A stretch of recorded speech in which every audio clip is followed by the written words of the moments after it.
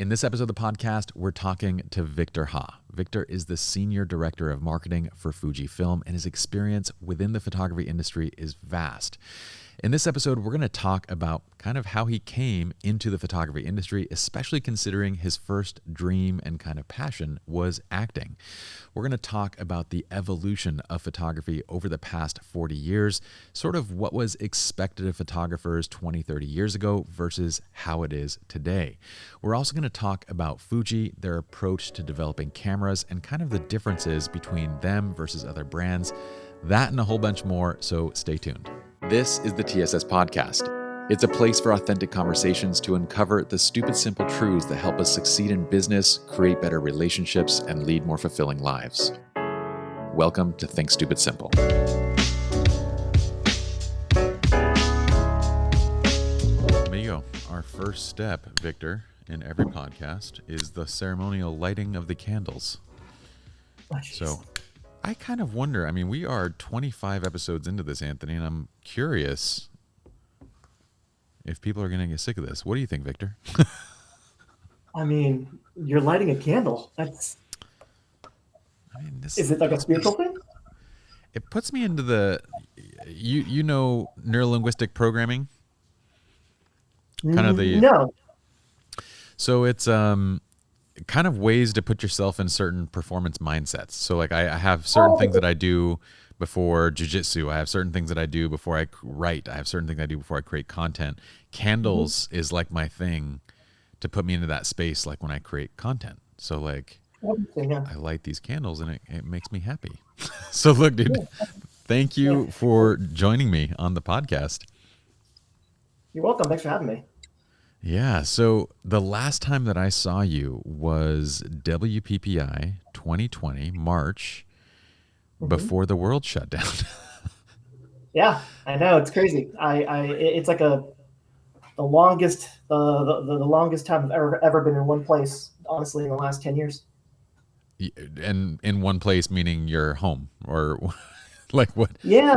I mean, for the better part of 15 years, I've been traveling for work, right? So it was crazy. Anywhere between 220 days a year to like 115 days, so it was always on the road for something.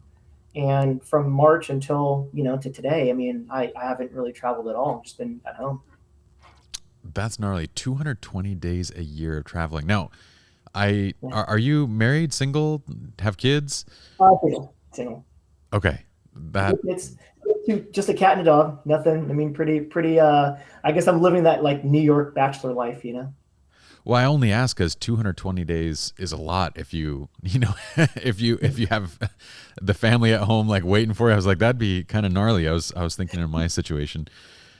Yeah, but, that was in my late 20s, right? And it was exciting then. You'd kind of hop on a plane and be in a different city every week and eat in different restaurants. And so, when you're 25, 26, all of that is exciting. And then you really don't realize the tax and toll you pay. And you don't realize that until like later, to be honest with you. Yeah, well, at the age of 40, I would still say it's pretty exciting, bro. but yes, I do like... Yeah, I get you. I think where it really bothered me over time was you would go and you'd like meet new people, or you would see your friends or whatever it is, and then you would just be gone for like 2 or 3 weeks at a time. Yeah. And so it always felt like you were restarting a friendship, and you never felt like you're actually ever getting anywhere with it. No, I could definitely see that side. I know like traveling is awesome when you're doing it for fun, but when it's literally your job, like anything else, then it gets kind of, it becomes work. It becomes, it isn't something that you just like enjoy. But I am curious though. I mean, your specialty is photography. You are the director of Fujifilm, director of marketing for Fujifilm. And I'm about to ask you a completely unrelated question, but one that I think you might be an expert in as well. What is the best frequent flyers program? Like I assume you strike me as the kind of person that knows how to take advantage of the system and has this thing set up. Am I right or am I wrong here? So for the longest time, I think still to this day, I was an American Airlines frequent flyer mile person. I loved American Airlines because they had the best rewards program. There were never any blackout dates. You could cash in the miles whenever you wanted. You could essentially tie in other programs and credit cards to it, so you could kind of get like multipliers on your mileage. So I was an American Airlines guy for a very long time. And then when I joined Fujifilm, American Airlines wasn't a preferred vendor. So I had to switch. Oh, no. Yeah. Yeah. So I'm a Delta guy now. Delta's all right. They've got great planes and they've got great cabin service. I haven't tried to cash in the rewards program points yet, but what I do miss about American Airlines was if I ever wanted to cash out points. Like I once flew my mom out here for 8,000 miles, which is nothing. Yeah, normally it'd be like 50,000 round trip, right? But they had these deals at the time. Now I got my mom out here round trip, on a nonstop to JFK from California for $8,000, 8,000 miles. Is it? That's crazy. And how many miles would you have saved up, like in a course of a year, if you're traveling on a typical year, not a 2020 COVID year? Well, so the funny thing is I always cash them out because I would fly friends out to me or take a quick vacation or somewhere like that. But gotcha. I have never had to pay for a personal flight in the last 15 years of working. That's crazy. So this is completely off topic and wild, but I have several friends that have made a living now from what they call travel hacking. Travel hacking is like a legit thing now. Have you heard of this? Yeah. And I don't have the time for it, but I think it's amazing. No, it has to be essentially a part-time job. Like those that are good at it, it's like their part-time job to just hunt for deals. And they make the most ridiculous connections. Like if I fly to this place and then to this place, stay at this hotel in this place, I can get my entire trip for $29. And I'm like, what are you talking about? That doesn't even make sense. I mean, it becomes more of like an activity of feet as opposed to kind of like a relaxation kind of thing. It's like I'm just doing a deal. It is. You're planning for the sake of planning, but it kind of reminds me from the standpoint of like 10 years ago, I don't think travel hacking existed. And similarly if we were to look at like, say, I'm going to watch this pivot here. If we were to say the photography industry, 10 years ago, there wasn't the current pathways that there are to get into the industry. Like if you wanted to be a commercial photographer 10 years ago, you went the route of developing a portfolio, submitting to agencies, doing your test shoots, that kind of stuff. And eventually you get your commercial gigs. Now you've got kids, and I call them kids, even though they're 20 to 30 years old, people that have started on Instagram or social platforms, developed a following and had brands come directly to them, and they've never put together a portfolio. They've never gone to an agency. They simply developed a following. And it's kind of wild. Like, when did you see this transition yourself? You've been in the industry for quite a while, yeah? Yeah, I've been about 21 years now. 21 years, that's crazy. And I did see it happen in the beginning, and it kind of started happening right around the time where brands started doing like webinars more often. I worked for a software company called NIK Software at the beginning of my career. Oh yeah. And we used to do like daily webinars.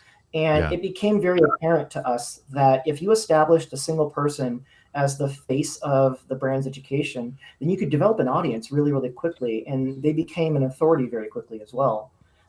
So that's where I kind of first started seeing that someone with charisma and some knowledge and an ability to demonstrate and connect with people through digital means could be like a really, really important person, right? And I remember when Facebook started to be a thing, and everyone was like, "Oh yeah, you gotta get on the Facebooks. You gotta get on the Facebooks, and you gotta do these events, and you gotta do these things, and you gotta tie it into the emails." And then what Facebook did as a platform, with the Pixel in the beginning, and then with the foundation they laid down for brands to be able to leverage that platform into meeting groups of people and getting groups of people, in the beginning, it was really effective. And I think for people who were savvy, it really, really gave them an opportunity to get out in front a lot. And then you saw a lot of digital platforms come up around that time too. I think Creative Live, about almost 2 years ago, became that first digital online platform that provided high value content with people who maybe were familiar in an industry, but then they had good education, right? And you saw at that time a lot of, I would say, photo specific industry influencers kind of make their name and then go on to continue to do other things as other platforms came out. I remember Periscope was a big thing at the time. You know, you kind of saw all of these little platforms pop up, and then Instagram hit and became the platform of choice because obviously it's so in line with being a photographer, you know? By the way, I completely forgot about Periscope, but now that you mentioned the name, I remember Periscope. What was it again? I can't even remember what the app, like the platform was. Periscope was a location-specific app that if I was, let's make believe I was somewhere in France, I could hop on my Periscope, live stream from that location, and then record, I would say, 15 minutes of video or whatever it is I wanted to record at the time. And then that would show up on my feed. And so it was essentially a way for people to travel around and pop up in certain areas like a Periscope. Interesting. Yeah, I remember it vaguely. And it's funny how these platforms come in and out of existence. You forget about them so easily. But going back to, yes, Instagram, like you said, was this kind of perfect alignment with what essentially a photographer or a creator does, which is just kind of putting out nice little pieces of content on a daily basis, which then opened this gateway to this completely new avenue of, I mean, essentially what photographers have become over the past decade is they've become content creators who photography is their tool. It's their means to create that piece of content. But really what they are is marketers in and of themselves. And we've tried to encourage photographers to think of yourself as a marketer. The job has now been blended. Yeah, it's interesting because I think before Instagram and before social media, it was good enough to be a photographer and live and breathe on the quality of your images. And then now I think your personal brand is really important, and how you communicate and how you read on camera. It's almost like you're acting for your job, but you don't need to be an actor, but you kind of have to be. It's the demands that are being placed on photographers today just to be seen and visible is far and above more than I ever would have expected. Because I used to be a photographer, and if I would have had to get on Instagram to live stream or to do a story about the things that I'm doing as a photographer, I don't know if I could do that, right? I'm just not that kind of person. I'm not wired that way. Yeah. So I think that what we're seeing is a bifurcation of really talented photographers that know how to market themselves, and then really talented photographers that maybe are trying to figure it out and maybe are hitting a barrier when it comes to trying to market themselves on things like TikTok or Instagram or Facebook, right? I think the trends moving into TikTok and the trend moving into kind of short 60-second, 90-second tips and videos really lend themselves to individuals who can get things across quickly, who know how to break things down visually by visual example, and then also are great photographers. And then, it kind of has created a real specific need in the world of image making that I'm not sure we know how to navigate yet. Certainly, there's a lot of brands out there that don't know how to navigate it. Yeah, it's very interesting. It's something that I've enjoyed quite a bit. What's kind of from my side of it, I have this, like, I know a lot of friends that have a really hard time, and it's usually the older photographers that have a really hard time with, they know what the photography industry was. They've seen the heyday, and they've had a really difficult time transitioning into this next generation. And frankly, a lot of them are kind of angry about it. I don't know that I do too much to help them in that, because it's kind of like just a mindset type thing. Like they almost have to get over it in and of themselves. They have to kind of get over it and just acknowledge the fact that every industry changes and goes through this. But I can also understand, because, you know, I have, my mentor was somebody who grew up shooting film back in the 80s and the 90s. It was enough as a photographer to simply, like, as a professional photographer, if you knew how to get consistent exposures, if you knew how to add flash and to create, you know, good images in camera, that was enough to be a professional and to be a really great professional. Then it felt like in the 2000s, or do you disagree? That's my problem with, like, whenever we have these kinds of conversations, right? What really drives me in terms of thinking about photography when I was growing up in like the 80s and then photography now is that when I think about photography growing up, the barrier to entry was so high. It was like this black box that you kind of needed to figure out, not only the technological side, but you had to have enough money to do it, right? Enough money to kind of process film, buy film, you know, make even mistakes. Understand the different things about film, whether it's going to be like a cool tone film or a warm tone film because it's got tungsten lighting or not, you know. So and predominantly what that did was it created a very, very localized group of people that knew that knowledge, and it really became like a good old boys club that and there was no access to it for anyone that looked like me or looked like anybody else, right?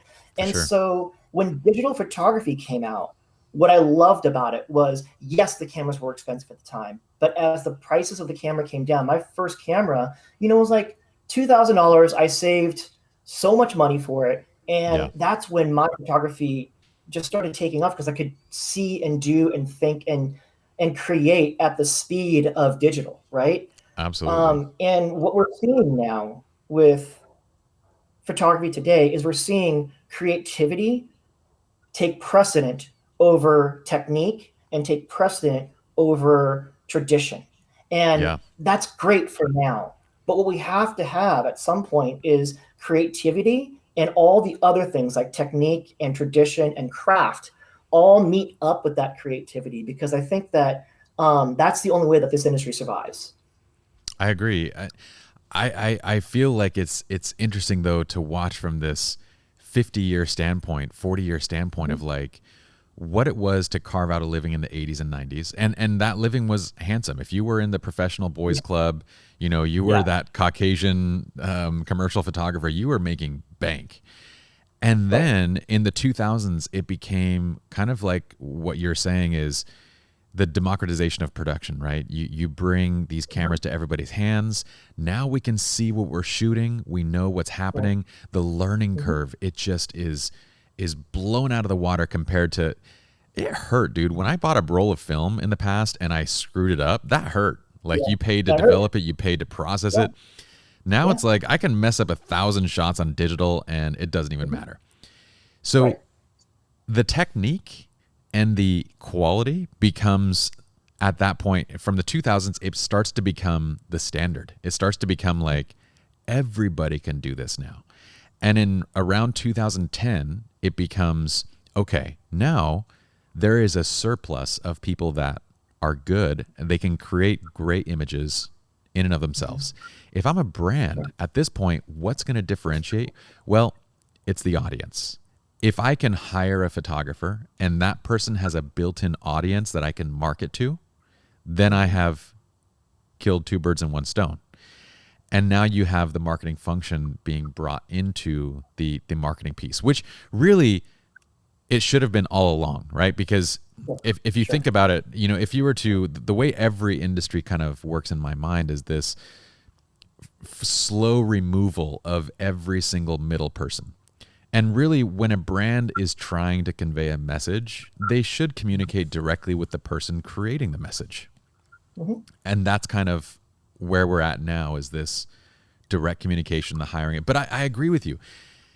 So much is lost in terms of blending these things together, because now what you see a lot of is just, I call it blind creativity, meaning like it's technically a good image. It's pleasing to look at, but it serves absolutely no function. And I'm just as guilty of creating these as anybody else. But there are these images that just like have really no purpose other than just being pretty pictures. Sure. I think where my passion for image making, it's the only industry I know, right? It's what my dad got me into it when I was a kid. I just love making photographs, and I loved making photographs from the day I was 5 and even till last weekend. And I think the most important thing for me when it comes to photography is that we have to get back to creating with intention and purpose, right? So film, why I loved film so much was you had 24 exposures, sometimes 36, and depending on, and that was in 35 millimeter or APS. Sheet film or even kind of medium format, you had less. So every exposure mattered, and everything required a level of thought and intention and planning. Like it's funny that massive commercial photographers would resort to instant film just to make sure that things looked right before they spent the good stuff, right? And there was a whole process involved to it. And not only that, there was a process involved to looking at the images and picking them and printing them, and having them exist in the world as tactile things. And I think we're slowly getting back to that, right? We're slowly getting back to this idea that photography is only halfway done when the image is made. It is only fully done when the image is printed. And I think that, especially now being at Fujifilm, that becomes a reality for me because, it's so wonderful to see production with our cameras, but then those files get printed either on metal or on, photo paper or through inkjet, so it's something that has reinforced my core belief.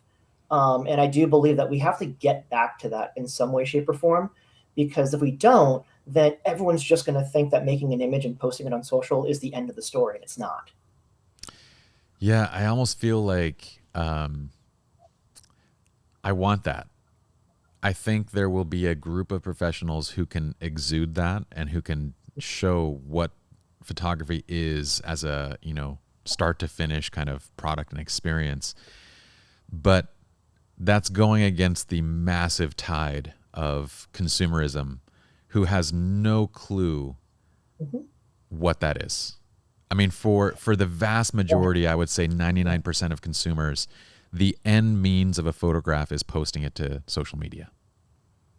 I agree with you that that's very true. But if we think about our own histories and we think about like our forward histories, right? You just have a newborn, and I have a lot of friends who have kids now, and the one thing that they're doing is they're making images of their children and they're printing them and they're giving those images of their children as gifts to their parents, right?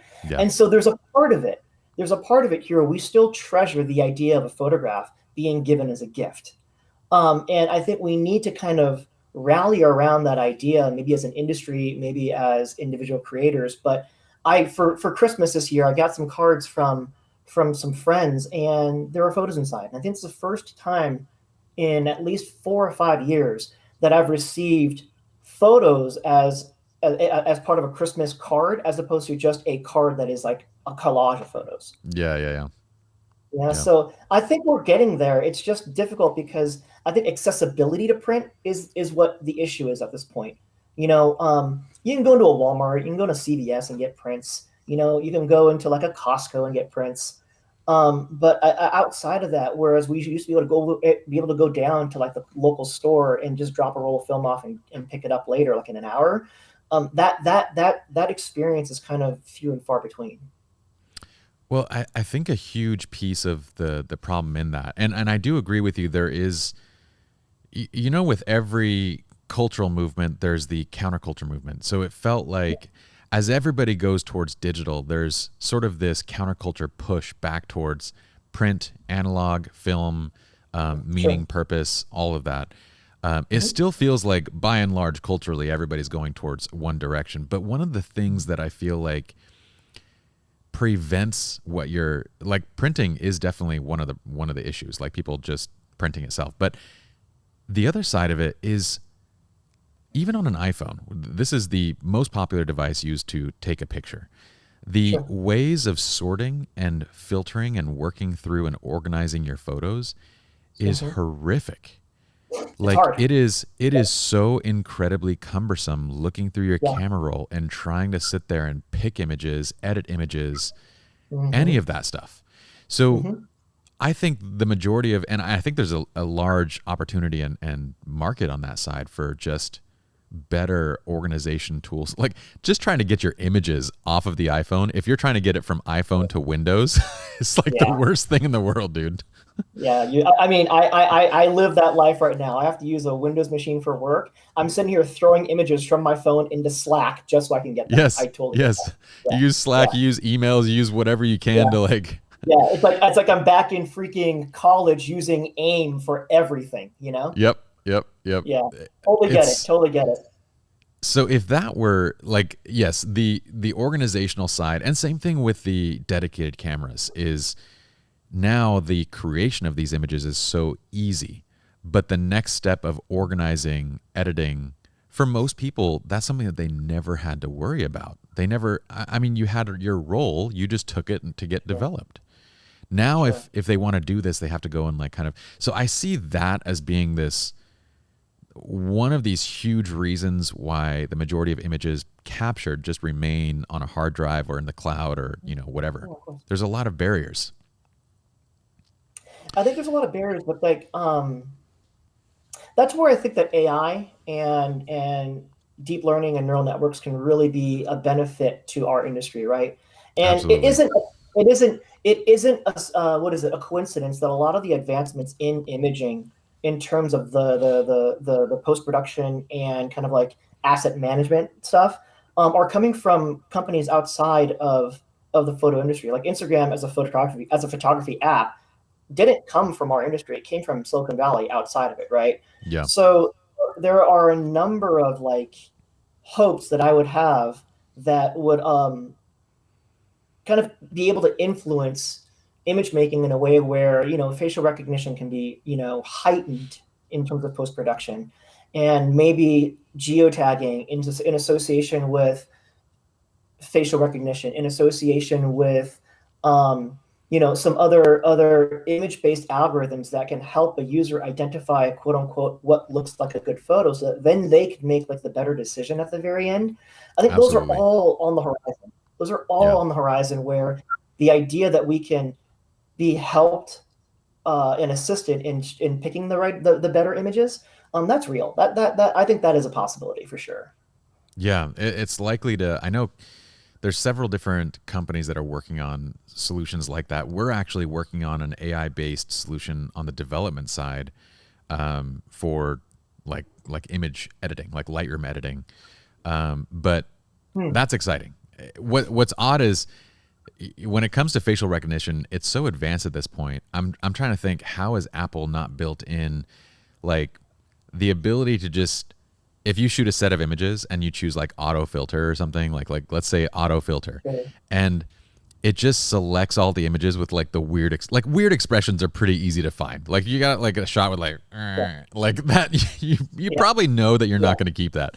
So like maybe the differences in certain smiles is undetectable, but basics like weird expressions kicking out. Anyway, that kind of stuff I think is going to dramatically help, as well as like auto processing. As this, I think the post creation process has to catch up to get consumers back to printing.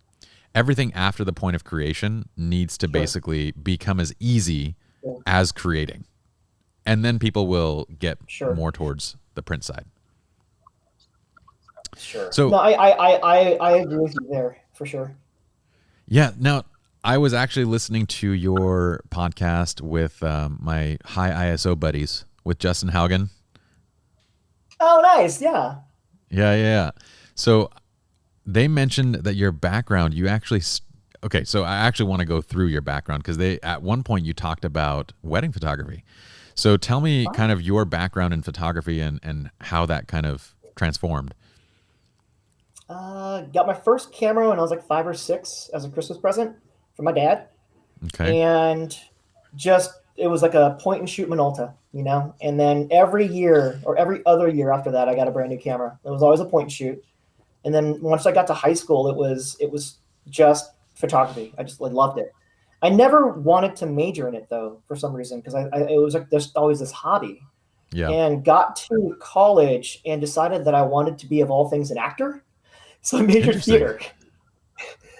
theater. And over the course of college, picked up a sociology degree. So I doubled in theater and sociology, and then graduated, tried the acting thing, and realized I just wasn't really good at it. And so was it really like you weren't cut out for it, or what was it? The joke is that I wasn't good at it. I think the reality is I wasn't going to be great at it. How did you come to that realization? You go to an open call, you go to an audition, or you meet with agents, and you meet with advisors or old teachers or whatever it is. And my best effort on my best day, on like all the things were going right that day, would still be someone else's okay moment. And that was it was just like eye-opening, because you would sit in class, you would sit on stage with someone else who just has it. They just got it. Yeah. And you're just like, I realized when I was like 20, 23 or 22, that I just wasn't going to be great at it. I'd found something that got me to my next point in life, but that wasn't going to be my path. And I decided to do photography at that point. So like 22, 23, I started stringing for local newspapers. I started finding other photographers to assist, and then started doing weddings, as one would do, because the availability in San Diego of just weddings was it made sense.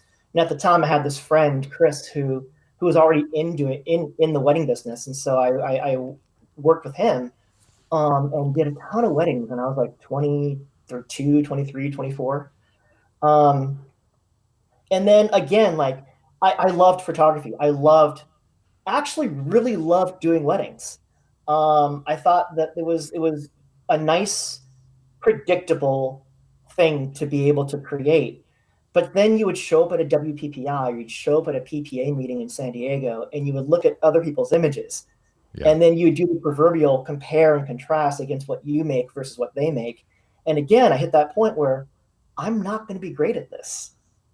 I'm not going to be great at this. So I think my entire life has been a succession of really fortunate and wonderful moments where I've been able to chase what makes me happy. I've been able to chase what I'm excited about, but also be able to look in the mirror and really kind of self-evaluate and go, you know what? I'm not going to be great at this. I need to find something that I'm great at.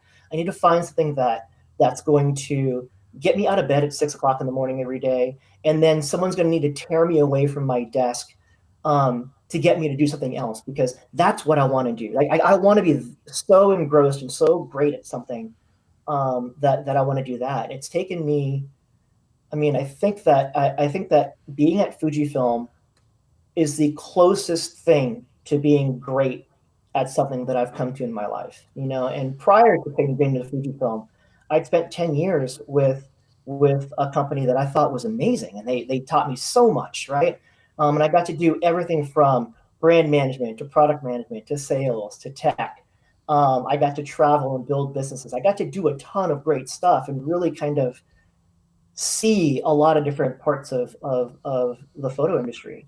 And then that kind of springboarded me into being the director of marketing at Fujifilm for digital cameras. And so, yeah, I started off as a photographer, and I love photography.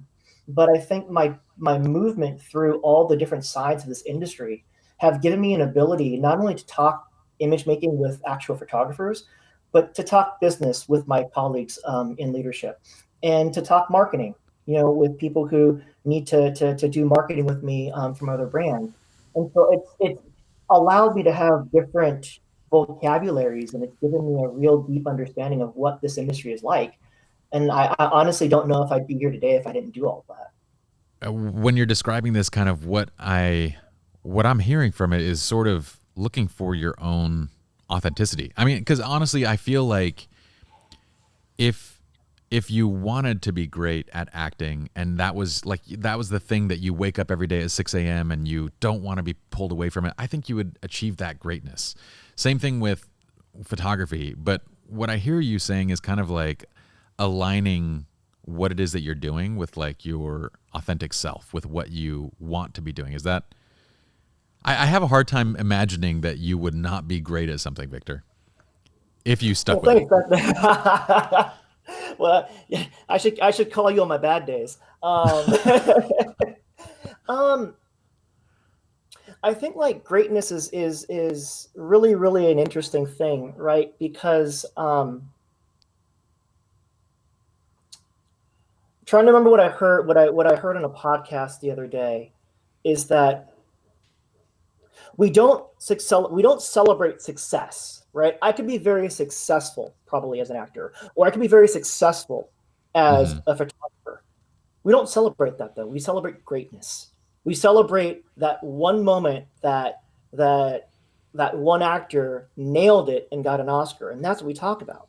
Yeah. And so when I think about what my impact on the world could be, and what sort of legacy that I would want to leave once I'm done with this whole thing, you know, and I kind of just think there's more. I can certainly do more. I have a desire to do more, and maybe I could be successful doing some of these other things, but it's not going to help me achieve or do great things.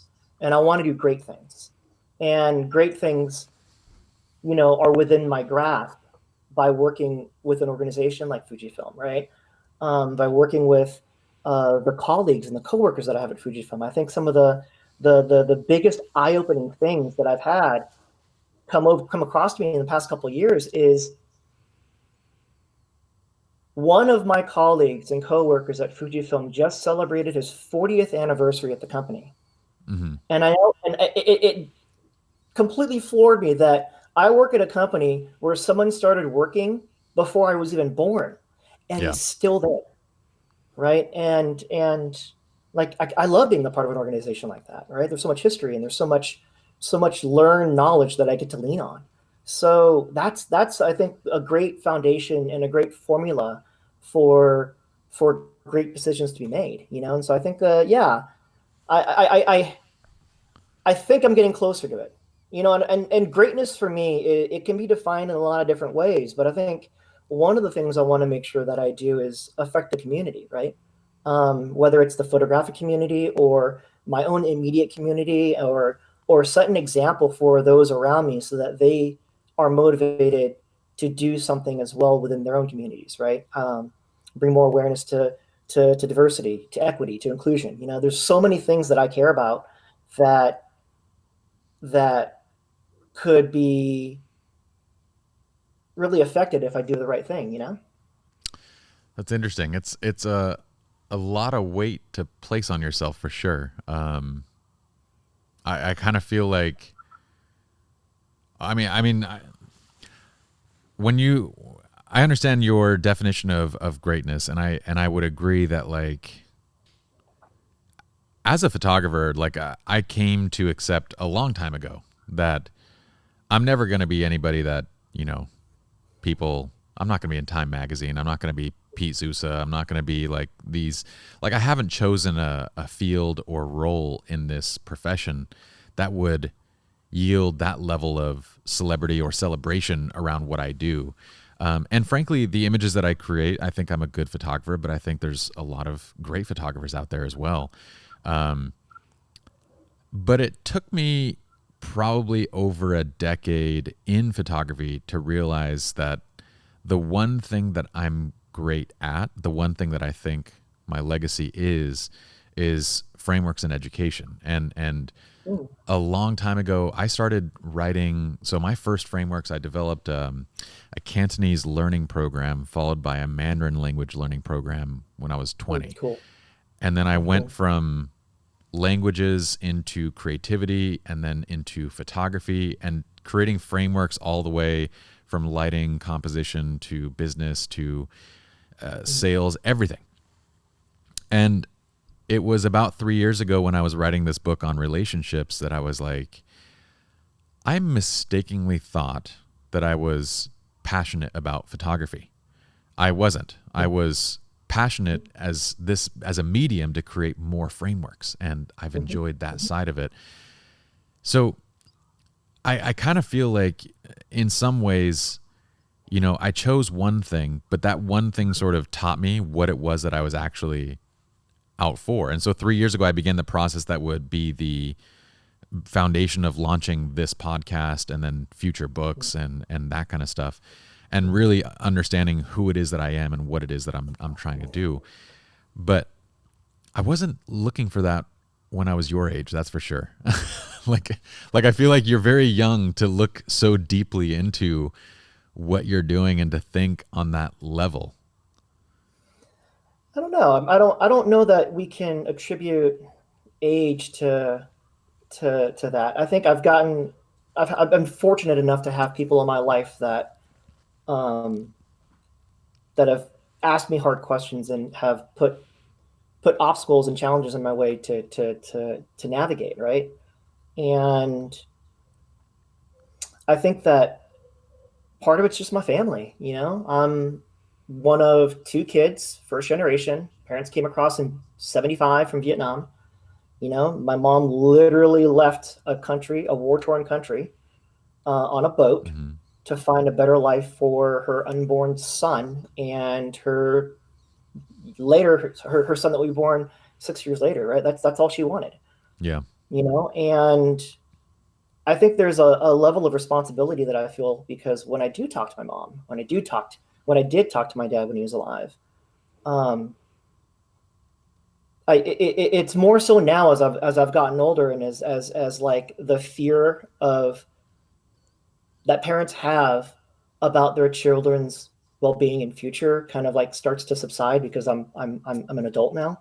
But the things that she says, like, yeah, I'm so proud of you. Like, I came here to do exactly what I wanted to do, and that was give you a better life, and you are doing it. You're reaching for it. You're going for it, right?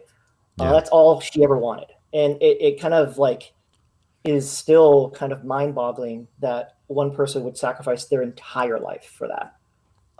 She was in her mid-20s when she came to the U.S., you know, and every waking day that she was that she had me in her orbit, you know, from the day I was till the day I was 18, she dedicated her life to making sure that I would be successful, which I got lucky, right? And that's kind of interesting too, because she did that, and she was gone a lot, right? She was always working, she was always doing this kind of stuff, you know. I never wanted for anything in life, and I never wanted for any sort of support in that regard, right?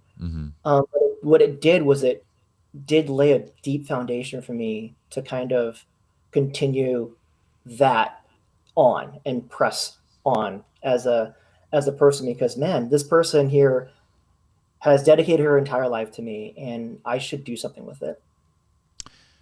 Yeah, I still feel like you can say age is not a factor. I would still say that you had a wisdom and maturity that were beyond your years, because I came from a very similar background. My father's Iranian. I'm first generation that was here. The lessons and what you're describing, I did not accept until I was about 26, 27. And, you know, like, only then did I come to realize kind of the sacrifices and the commitment that I needed to make. And that was actually one of the things that I left accounting. My dad was so angry, but I left, I had a career as a CPA for Ernst & Young, along with Justin and Chris. And I left that when I was about 28. And I told my dad, like, you brought me here to this country. Like, I'm realizing that I'm not serving you or the dream that you had for me by staying in this company that, like, it's very different than from seeing Fujifilm and other great companies. I'm not bagging on Ernst & Young. It's one of the top accounting firms, but in accounting, you have a very linear pathway. Like you stay for 15 years, then you might make partner because it's also a political game. So you stay 10 years to make senior manager, then you go 15 years to make partner if you get the partner vote, and then you buy in. And then at that point, you're doing pretty decent in terms of like income. But really, along those 15 years, what's the crazy part about accounting is you're rewarded for mediocrity. See, all the people in accounting that are good, they leave accounting because the system isn't designed for good or great. The system is designed for follow the rules, do what you're supposed to do, don't think outside the box. To give you context, in 2008, I was one of the people that raised a red flag about all the mortgages and assets that real estate companies had on their books because I audited real estate companies. And I was told, just do what you did last year. This is by my senior and my senior manager. Do what you did last year. Don't go rocking the boat when you don't need to. And I'm like, but these valuations don't really make sense to me. Like I'm just looking for support for this. 6 months later, the mortgage crisis hit. One of the huge pieces and things that had to be done was writing off all these wacky valuations that I'm not smart. I'm just trying to piece together like this doesn't make sense. And I got slammed for it because I raised my hand. So in accounting, you're rewarded for mediocrity and conformity, like conforming to what. And so I went back to my father, and I was 28 when I said, I don't think I'm living up to this dream that you had, so I'm going to go and do my own thing. And he was angry for a long time, and then I became successful in what I did after that, and then he eventually was like, I'm really glad. But I think you were almost a decade earlier in this realization. Like you were early 20s when you're already kind of stepping on that. And those are difficult things, man, to walk away from being an actor and to say, I'm going to go do something else because I don't feel like this is what I'm going to be great at. It's a beautiful thing. It's necessary. It's something that's going to help you to grow, but that has to be difficult. Yeah, it's lonely. I'll tell you that. I do feel lonely sometimes because of it. And it's not something a lot of people understand. But I think it's also I think that like in life, things get cyclical, your experiences in life, they're similar in that they come back around again eventually, right? So the difficulty in making a decision, came around again when I needed to make that decision again later in life. And the loneliness that you kind of feel when you're making those decisions because other people don't get that loneliness, is experienced when you lose a parent, or when you lose your best friend to kind of like drama, these things kind of like incrementally provide you with a framework of understanding that help you get to where you're supposed to get. It's by no means easy. And I think that if I really I hate talking about myself, so this feels really weird, but like if I think about early 20-year-old Victor and I think about now like late 30s Victor, knock on the door 40. So let's just call myself 40. And I think the only major difference between young Victor and present day Victor is I've just been able to slow down a little bit more. I was impetuous when I was younger. I was really impatient, just really wanted to get stuff done. I wanted to be good at something, right? I just wanted to be good, so I tried everything. And now I still have that in me. I still have the desire to kind of be good and great at good at everything, right? But that desire to be great has slowed me down to be like, okay, well, you don't need to respond to every email right away. Like there's no reason to do that. Just think about it before you respond. Or, look at this budget just a couple more times before you send it over. Do these things that have these practices so that when it really matters and it really counts, you do it right. So that's the difference now. And that's just, I guess, over getting older, getting more mature. But then also, I guess, having to face the music when I make mistakes too, that's been tough. But. Boy, that slowing down piece is one of those that like I hound students and workshop attendees on nonstop. I'm like, in every aspect of your life, slow down. But especially when you're taking a picture, slow down. Just because your camera shoots 20 frames a second doesn't mean that you need to be. And no, I agree wholeheartedly with that. So there's a piece of this that I'm envious about. When you left photography, you mentioned in that podcast that it is now your passion. It's now your hobby. It's now the thing that you get to enjoy. And I was like, that is profound. Maybe you can describe what that is compared to, let's say you had photography as a profession. How is it different now as an interest, as a passion? Well, it's funny, right? Like in photography, you gotta hustle. If you're a professional, you've got to hustle. You've got to get out there. I mean, at the time, there wasn't much you could do outside of really getting out there and showing your book to potential clients, going to wedding shows. Like, God, how many wedding shows I went to in San Diego, and then like doing the whole non-season stuff too, where when you're not doing weddings, you're trying to hustle for like the schoolwork, the high school senior portraits, and that kind of stuff. And so it was always a hustle, and you were always either editing or talking to clients or doing that. And so the business of photography, the 24/7 of all the other things that you had to do just to press the button became the burden for me. Yeah.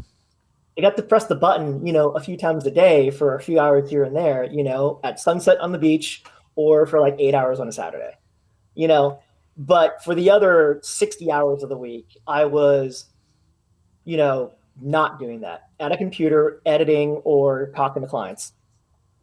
And now I don't do that at all. I just get to decide that I'm going to go on a photo walk, at 9:00 in the morning, decide which lenses I'm going to bring, not because I'm preparing for a bouquet toss that might be, 20 feet away from me. All I'm doing is picking one lens for the day and seeing what I get. And some days I get great stuff and other days I don't. And it's not life ending.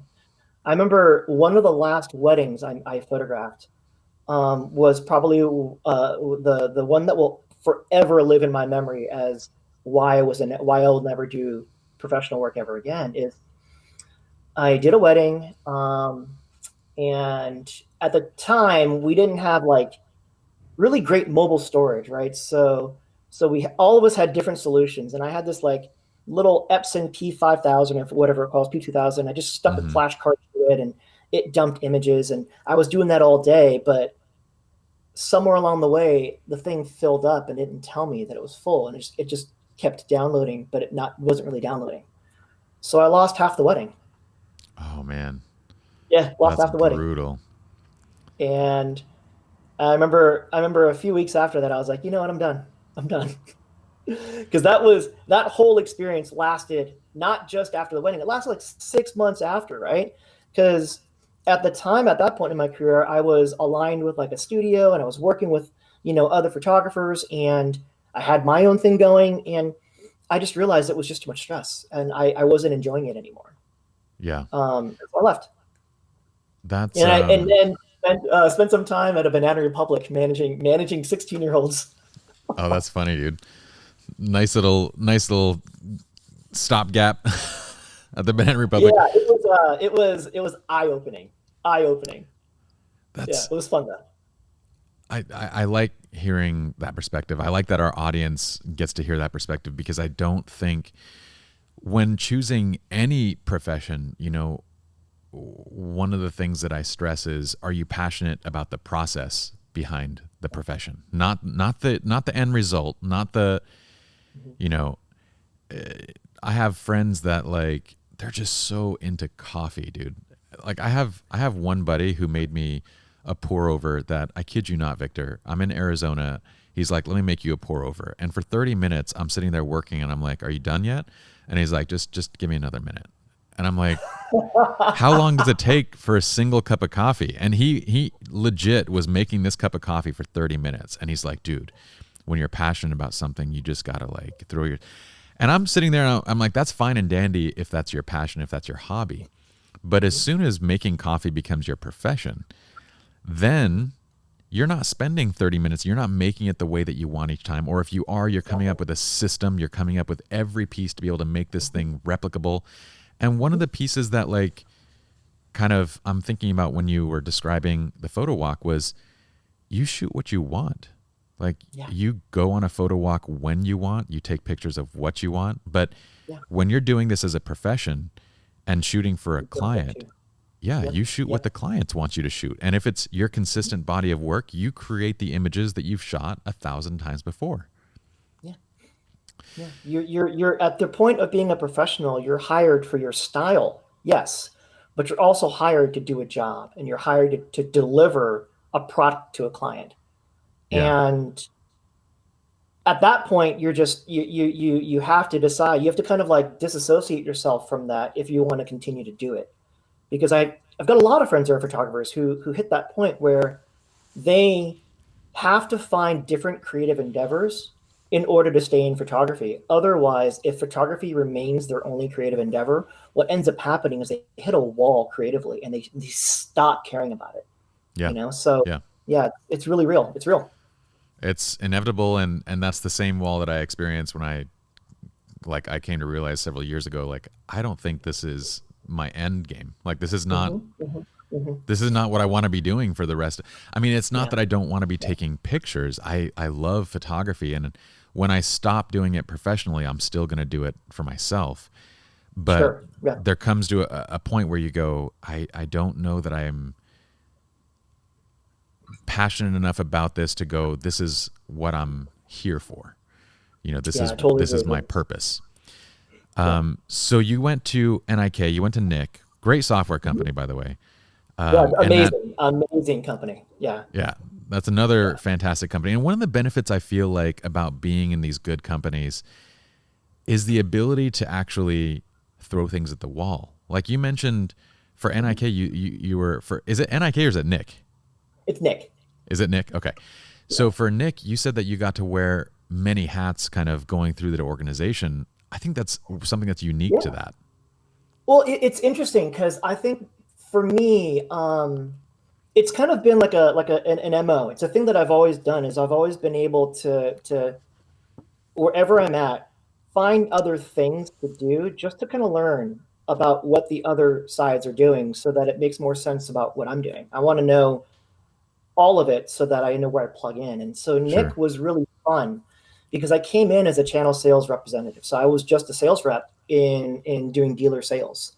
Yeah. But then I kind of had like a lot more questions about like, well, if I'm going to try to do demos for customers at a dealer, essentially that's all I was doing. I was walking up to a dealer during a demo day, setting up a computer with a screen and just demoing software like I was like that guy who demoed Slapshot, right? Yeah. And I would do that 220 days a year on the road, and I was 25 at the time, loving it. But at some point I was like, well, there's gotta be something more to this, right? I just can't keep doing this. So I started asking more questions, and I started kind of asking for more mentoring, started asking for some executive, guidance and leadership. And through the 4 or 5 years that I was there, I learned more about the sales process. I learned more about the digital process. I learned more about the design process, right? And then the marketing process. And then I took all that and went to Mac Group. Mac Group is a distributor here in the US. And you might know them better as like Ellen Chrome or like Tenba, Benro. Pocket Wizard. Pocket Wizard, exactly. So at the time, they've had plenty of brands that have come and gone. But in the 8 years or so that I was with them, same thing kind of happened. I was brought in to be like a technical specialist on transitioning photographers from photography to video. Mm-hmm. And it was a really wonderful opportunity. I got to do so much cool stuff, and go from like photography and like hang out with people who do cine. Like if you've never had a chance to hang out with filmmakers, I highly recommend it. It's like probably one of the coolest things ever because they're insanely creative and so fun, right? Yeah. And so I got to do that for a couple of years, and then again hit a wall and was like, hey, I need to figure out what the next step to this is because I've got to either teach someone else how to do this or find a way to affect more people with what I'm doing. And that's when I got into project management, and that's when I got into product management and brand management and then business development. And, it kind of just started to try to expand what I was doing because I saw so much at the ground level that, like, a great example is when I was doing all of that training and stuff and education from photography to video, I just saw a lot of needs for camera support. So as a byproduct of that, I get to fly to China every other month, or actually every month for the better part of 2 years to talk video products with them. Right? That's rad. So yeah. It was that was a good experience that if I would just sat and not had a conversation with my boss at the time, I would have never gotten the opportunity to do the market research, to do the field research, and then fly to China with him every month to look at prototypes and provide feedback. Right? Yeah. And that's just kind of, I guess I got lucky or fortunate or whatever it is, but that's what led me to Fujifilm, honestly. The idea that there has to be something else that I can do. Yeah, it's interesting because, and I can imagine what listeners and entrepreneurs out there are thinking is like, well, if you run your own business, then you get to wear all these hats.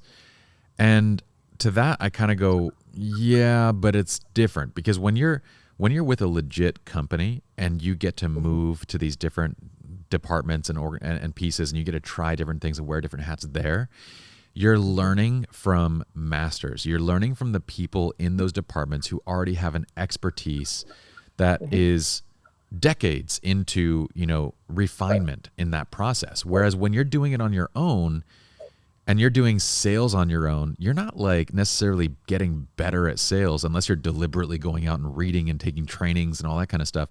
What you're doing is just dicking up your sales repeatedly. So you're wearing multiple hats, but the process of learning is so dramatically different when you're on your own than when you're within a support system. Well, also, like, the other way too is when you're in an organization, and let's use Fujifilm as an example. I have the benefit of working with one of the most broadly diverse teams, and a team that has, I think if I do the math, like the total amount of experience at Fujifilm that this team has is like over like 125 years, like collectively. Yeah. Yeah. So if I'm in a meeting with them, even on Zoom or even like through quarantine, we would get on a Zoom call and I would be like, hey, here's the situation. We need to do X. Like, the end of the story is X. How do we get there? And then all 6 of them or all 5 of them would go, okay, well, we can't do it this way. We can't do it this way. We can't do it this way. Here are the only 2 options we have. Mm-hmm. So just by sheer fact of being able to lean on a team that has experience and organizational knowledge allows us to execute much more effectively, especially when we're trying to completely revamp and change a strategy that involved in-person demos of product at a dealer. Yeah, absolutely. Yeah, so it's pretty awesome. I really love getting to do what I do today, especially because the team is amazing. They're incredible. Well, and that's what kind of moving now into Fuji products and maybe getting a little bit into the gear and the camera side. I got to say this, I'm going to let you guess why, but I have been, for probably maybe over the past 5 years, completely disillusioned to camera gear. Meaning, like, it just doesn't excite me anymore. Like the latest lenses, the latest cameras, nothing excites me anymore, with one exception. And this is not like, nobody paid me to say this. I'm not a fanboy of anything, but I haven't felt an excitement and happiness holding a new camera until I was holding recent Fuji cameras. So the X-T3, the X-T4s. I'm going to let you guess why that is. I'm curious. I have so many questions on this side, but first, why do you think it is? Well, I think it honestly, it pushes back and it relates back to nostalgia. Mm-hmm. And it relates back to how we felt when we first picked up our cameras when we were younger. And there's a familiarity to it. There's a intrinsic familiarity to the cameras that we make for people in our cohort that is so refreshing. I think that's a huge piece of it. That's the nostalgia factor is a big piece of it. The other side to it is because nostalgia is one thing, but a lot of companies force nostalgia upon you at the cost of convenience, right? Like, yes. this is not that though. Like the XT3, the XT4s, all these cameras that Fuji's, the GFX series, these are highly capable, technically proficient cameras that also feel nostalgic. But the piece that like really drives home to me is this is going to be the most like weird statement ever. They have soul. The cameras actually have soul and a personality. Yeah. And I found that so lacking. In every other brand that I go to, and I shoot mostly Canon stuff, so it's not like I'm not experienced with these. I shoot tons of Sony stuff, Nikon, but when I pick up those cameras, it feels like a tool to do a job. And the main thing with every single iteration, it just feels like it's better at each of these things on paper. Like each of these things. Sony to me has to be the most soulless camera of all of them. Like it's. I know you probably can't agree or disagree with this, but from my standpoint, they're again incredible cameras. It's not to say that they don't make good products. It's to say that, like, I don't know how to describe it, Victor. It feels so pasteurized. I what I think about when I think about Fujifilm as a brand, and I think about our products, and I think about the people that I got to work with every day in Japan and every day in New York or remotely in California, whoever they are.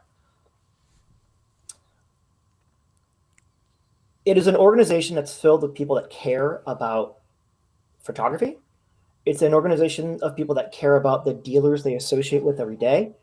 And it's an organization that cares about the putting every bit of that culture into a product, whether it's designing it, manufacturing it, putting it together, selling it, or marketing it. That's the one common thread that I see in every person that I've come across at Fujifilm who works for the digital camera division, right? Is that we are a collective of people that really do truly care about what it is we're doing. And I've had a couple opportunities, fortunately, to go back to Japan and hang out with my colleagues in Japan.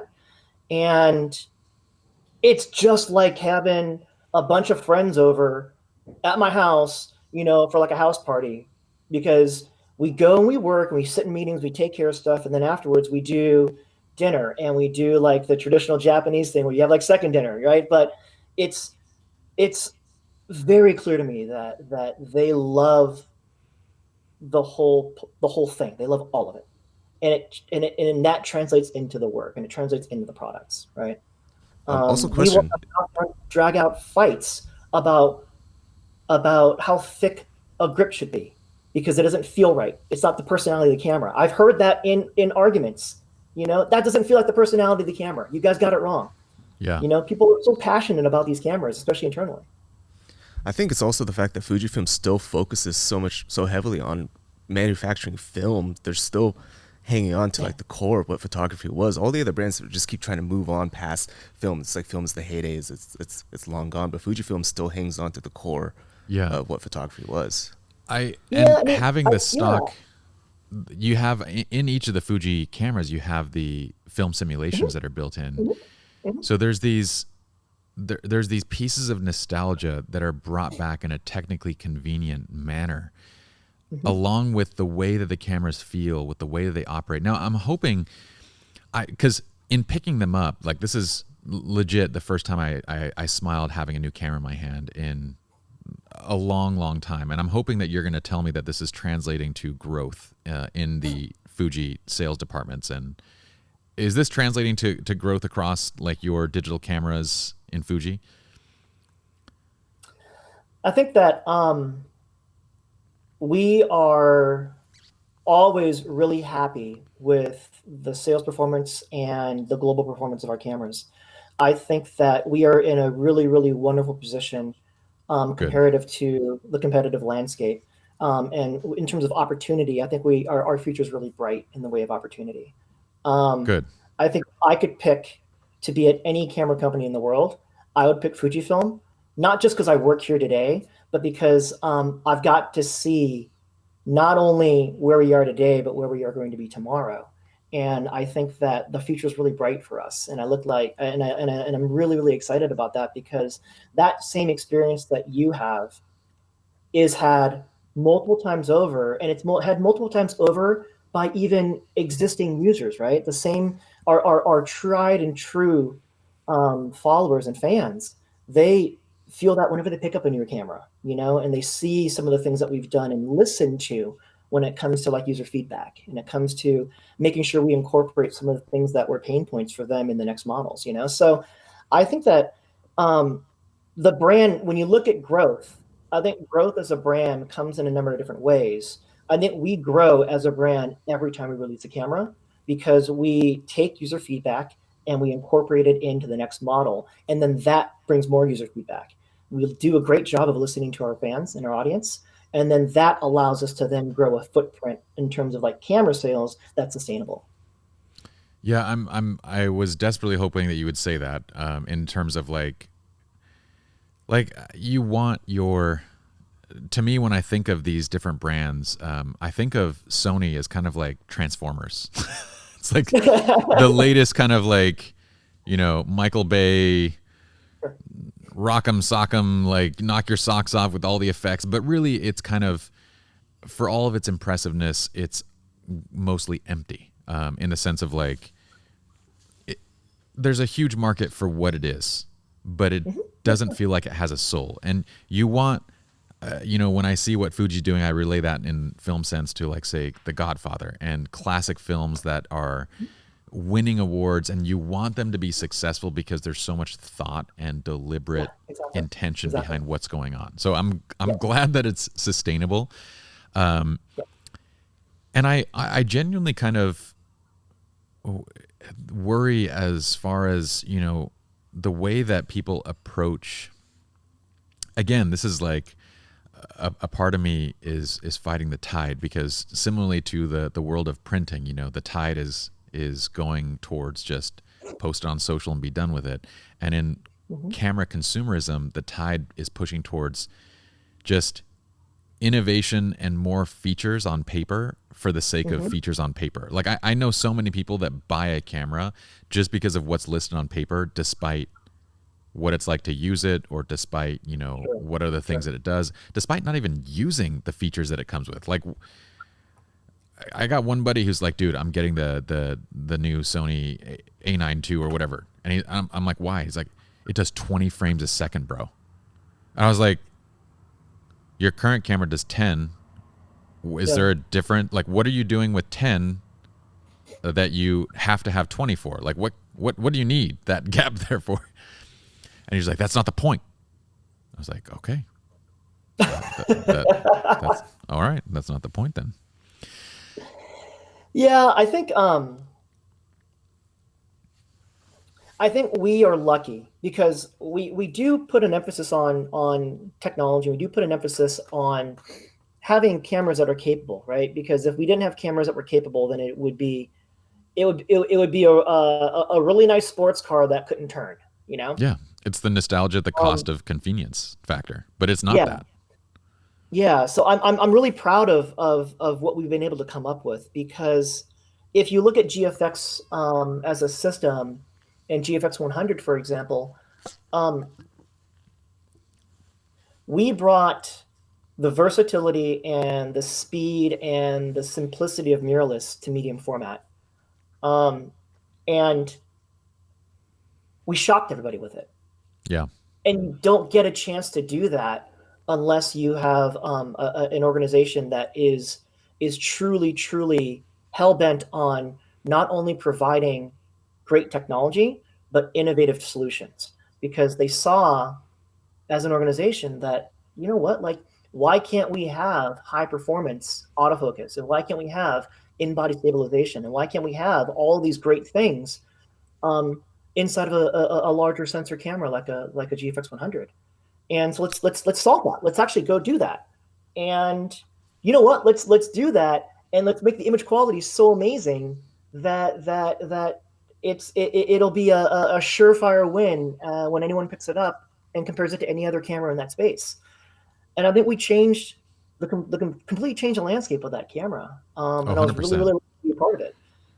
For so people that don't have context, I can say this: I have used phase one and medium format cameras, and I want to murder myself. Like every time I pick up one of those cameras, I legit, like, I don't enjoy my job. I don't enjoy what I'm doing. Focusing is abysmally slow. You might as well, like, any camera can focus better than those cameras. Not to mention frame rates. Like, you're taking one picture every few seconds. Like, it's just, the trade-offs are so dramatic. Not to mention just the form factor and everything.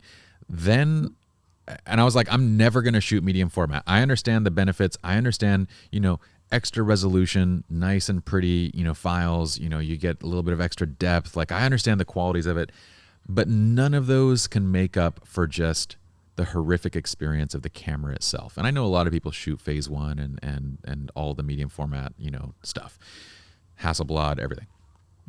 But for the vast majority, that was the case.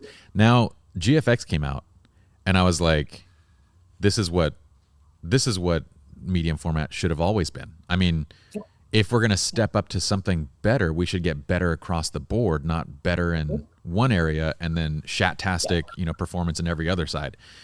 Yep. So the GFX was totally groundbreaking. And it was like, you saw, I would see, like, there's speaking of platforms, there's a new platform that is out now called Clubhouse. And I saw a Clubhouse discussion that was medium format film to digital, and everybody's talking about selling all of their either film or Hasselblad phase one digital and going straight towards GFX. And I was like, Fuji nailed it. Like they got it. To me, that to me means that the company Fuji has a strong why. To not get lost in all this stuff, they have to have this why, this purpose of what it is that they're doing. Yeah, I think I believe in our leadership. I believe in Japanese leadership a lot. I think they have a deep desire to retain and expand upon the over 85 years of image making legacy that they have in the U.S. They've been an image making company here for like 86 years at this point. And you talked about film. It's one thing that we still sell and make film. It's another thing to find a way to turn those films into film simulations. And like one thing about the film simulations that I really love calling out is the guy who made Velvia and the guy who was the team that made Acros, actually was the same guy who found the way to make those things look digital, right? He actually helped create the digital transitions or, conversions to those films. So they're almost like in his mind identical, and they're as close to being the real thing as possible, right? So, there's real kind of legacy there because the people that did the films actually worked on the film simulations, and then they trained the other people to make other film simulations, right? And so it's pretty cool, like, to kind of be in an organization that has that much passion about color reproduction. Yeah. And to see that kind of played out.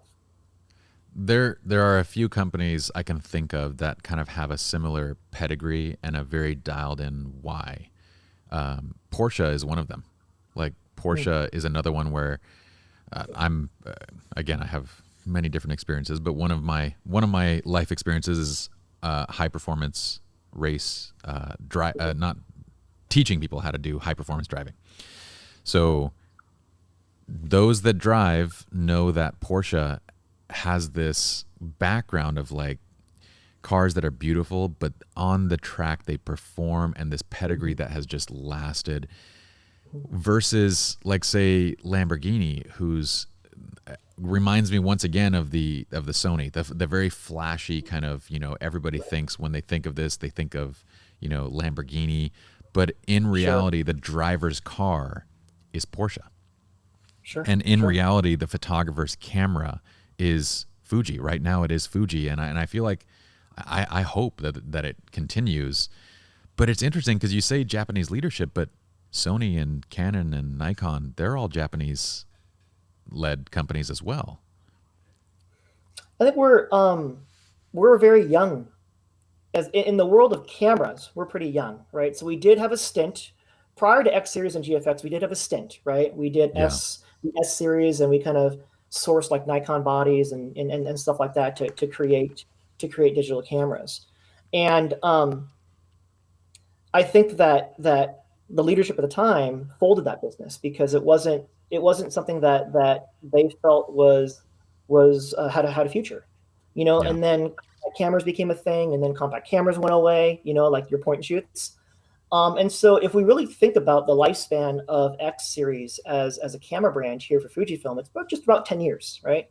It started with X100, and it's kind of progressed through to the different models like the XT4, which is what you were talking about earlier.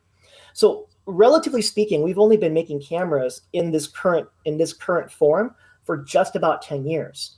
So what I like to kind of frame it up I like to frame it up as the division that I get to be a part of at Fujifilm is a global division, right? I get to manage the division here in the US, and I get to work with my colleagues across the world in managing a digital camera business across the world.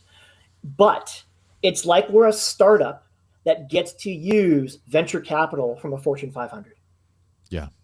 Yeah. Okay. So we just got to manage the P&L right. We just got to be profitable, and we got to invest back in the business. And I think that with some of the failures that we had in other businesses, compact cameras, because that business just declined, right? And with learning from the prior digital camera business that we had, I think we were able to make some really good decisions at the leadership level that set people like me up for success. So I'm really fortunate. Well, that's awesome, dude. I super appreciate you coming onto the podcast. And are you traveling much these days? No, not traveling much at all. Thanks for having me. I want to get back on the road. I've got family and friends in California, up and down LA that I really do miss. I haven't seen them in over a year, so I want to get out there. Well, I know when outside of COVID, you typically would make your way out here quite often, several times a year. So what I would love to do is extend you the invite to come and do this again in person, and let's keep this conversation going. Sure. So whenever that is. Yeah, absolutely. I would love to. Thanks for the invite. Of course. It was a lot of fun. Hopefully I sounded okay. I don't know. I honestly didn't even know why you wanted to have a conversation, but thank you for asking. No, I love the conversation, dude, and hearing from your experiences was absolutely awesome. I'm super stoked for everything that Fuji's doing. I myself, outside of work, it's funny. I'm like, if the company that I partially own, if my own company is not going to provide me with the camera gear, then I'm like, I'm not going to buy it on my own, with the exception of Fuji stuff. I'm like, I would actually buy that for myself, even if the company's not going to give it to me. So I appreciate what you guys are doing, what the entire teams are doing. This is not in any way sponsored, nothing. This is just my genuine thoughts. So you guys are doing great stuff, and I appreciate having you, Victor. Thank you. Thank you very much. It was really nice to have a conversation, and thanks for thinking of me. And obviously, thank you for the support. And hopefully we can continue to meet and exceed, the expectations that you and your audience have for our products. And I'm really, really lucky to be at a company that allows me to do that. So thanks. You found a good spot, man. All right, dude. We'll talk to you soon. Okay. I'll see ya. Okay. See ya. Bye.